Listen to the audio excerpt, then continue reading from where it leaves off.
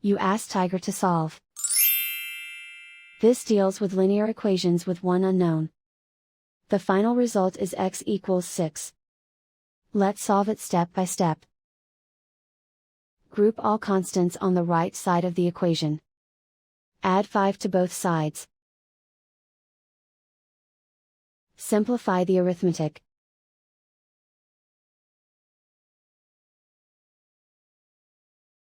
Isolate the x.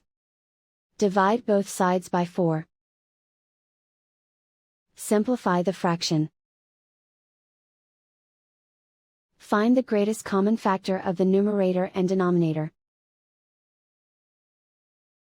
Factor out and cancel the greatest common factor. And so the final result is x equals 6.